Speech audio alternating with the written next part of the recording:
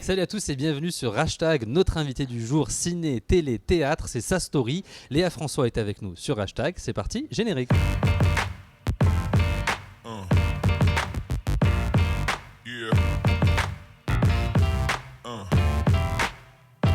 Salut Léa. Salut Rachid. Tu vas bien? Je crois que tu as beaucoup aimé le petit générique. Ah mais j'ai adoré, tu m'as vendu du donné envie rêve. de t'ambiancer. Ah exactement. Léa, merci d'être avec nous sur Hashtag. On va parler de ton actu, notamment Plus belle la vie, Coiffure et confidence et le moyen métrage Ainsi long chemin.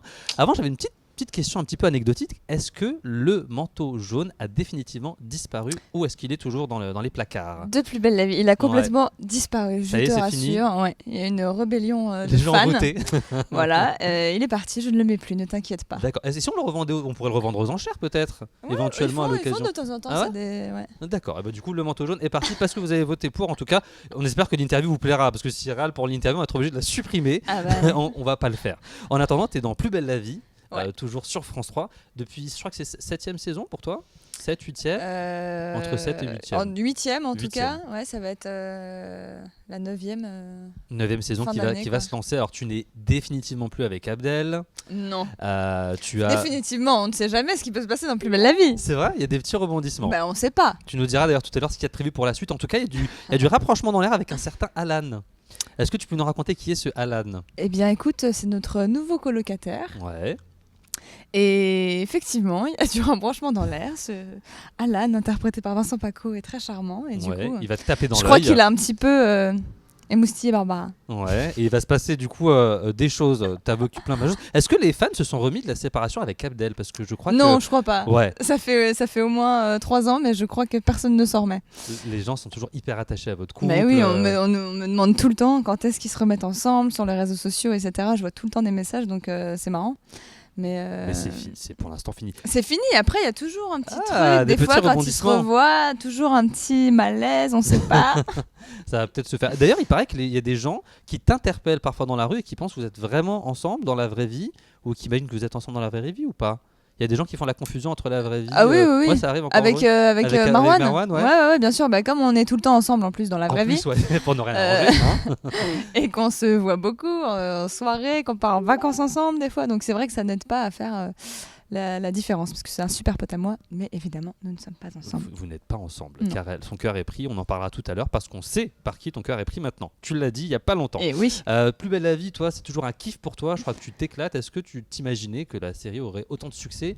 Parce que ça fait des pointes à 5-6 millions de téléspectateurs sur France 3 quand même. C'est un carton. Bah ouais, je m'imaginais, oui, dans la mesure où moi je suis arrivée en cours. Du coup, c'était déjà au taquet des audiences. Un petit peu lancé déjà. Quand je suis arrivée, ouais, carrément. Je suis arrivée en 2008. Ça avait commencé en 2004.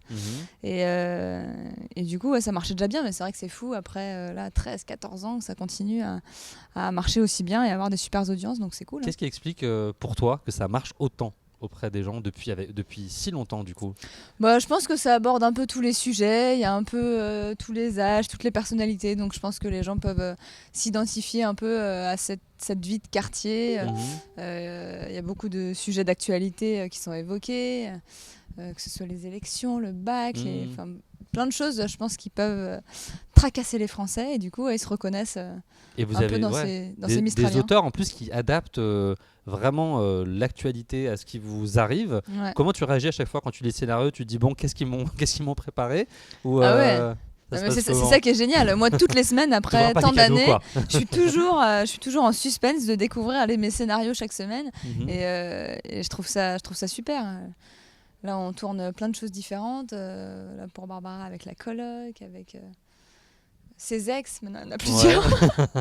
Avec son père, là, j'ai tourné beaucoup avec Pierre Marteau qui joue Léo ces derniers temps.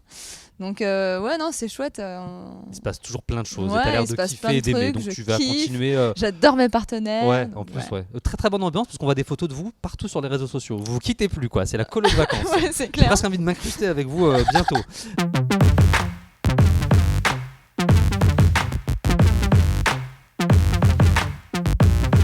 On va parler aussi d'un autre sujet, notamment Coiffure et confidence, tiens, le théâtre. Je t'avais interviewé la dernière fois pour ce spectacle-là que j'étais venu voir où tu avais été excellente. Captation il n'y a pas longtemps, je crois. Ouais, on a fait une captation, donc ça veut dire que ça va passer à la télé pour tous ceux qui ne l'ont pas vu. Et quelle chaîne va avoir sur C8. C8, d'accord. Ouais, ça passera sur C8 à l'automne. Alors, on n'a pas encore la date, mais je mettrai l'info quand je l'aurai sur les réseaux sociaux, etc. En tout cas, c'est dans la boîte. C'était une belle expérience, Coiffure et Confidence. Ouais, c'était super. Ouais, même quelques années. On a commencé la première en octobre 2014. Oui, elle a pris quelques rides depuis. Non, pas 10 ans non plus, mais quand même. Octobre 2014, on leur a joué plus de 2 ans et demi. Donc, c'est une aventure de fou et c'est trop bien pour clôturer cette aventure de l'avoir dans la boîte avec une belle captation, donc on est ravis. Et petite précision, tu incarnes le rôle qui a été joué par Julia Roberts. Ouais. Est-ce que c'était genre le kiff ou est-ce que c'était la pression de ta vie ? C'était un peu les deux. Et là, pour la captation, c'était un petit peu la pression de ma vie parce qu'il y a Robert Harling, donc l'auteur américain, qui est venu nous voir pour la captation. Donc, qui lui a mis en scène Julia Roberts dans mon rôle. Donc, comment vous dire, c'est un petit peu comme ça. Ouais, un peu pression, mais ça s'est bien passé, je pense. Après, on l'avait joué beaucoup, etc. Donc, on a fait ce qu'on avait l'habitude de faire. On a kiffé encore plus. On a eu une super ambiance. Les gens ont kiffé aussi, j'ai l'impression. Donc, non, c'était super chouette et émouvant. C'était un bon moment pour toi. Ah ouais, c'était un super cadeau. C8 d'ici l'automne. Et il y a un moyen métrage auquel tu as participé dans un tout autre registre, parce que ce qui est bien, c'est que tu fais à la fois de la télé, du théâtre et du cinéma, et c'est quand même plutôt une chance. C'est le film Un si long chemin de Loïc Jacquet, dans lequel tu incarnes Ingrid, qui est la dernière femme juive qui sera déportée depuis la Normandie jusqu'à Drancy. Qu'est-ce qui t'a séduit dans le personnage aux antipodes de ce que tu as l'habitude de faire, du coup ? J'ai trouvé le scénario très bien écrit. Je trouve ça toujours super important de rappeler ces faits, même s'il y a eu plein de films sur la Seconde Guerre mondiale, etc. Je trouve ça toujours super important. Moi, je suis concernée, j'ai mes arrière-grand-mères qui ont vécu cette période, qui sont restés à Auschwitz d'ailleurs. Et du coup, c'est quelque chose qui me touche beaucoup et ça a été une super expérience. Quand Loïc Jacquet m'a contacté pour le projet. T'as dit oui tout de suite. Ouais, parce qu'il était à fond, c'est un mec super et du coup j'ai dit oui tout de suite. C'était vraiment une chouette aventure. Et il t'a emmené tourner dans un coin que tu connais un petit peu en plus. Ouais, parce qu'on a tourné en Seine-et-Marne à Coupvray et moi je suis de Seine-et-Marne, donc effectivement c'était pas très loin de là où j'ai grandi et c'était chouette. De retourner sur mes terres. Et ça s'appelle Un si long chemin de Loïc Jacquet. Petite parenthèse sur un certain Simon dont tu as parlé dans Téléstars. Oui. Tu parles pas trop de ta vie privée d'habitude. Est-ce que tu as hésité avant d'en parler ou finalement tu t'es dit ça fait des années qu'on est ensemble maintenant, je peux en parler ? Oui, c'est ça. Non, effectivement, je raconte pas ma vie. Ma vie partout. Après, j'ai rien à cacher non plus de spécial. Et donc tout à fait, mon amoureux était présenté.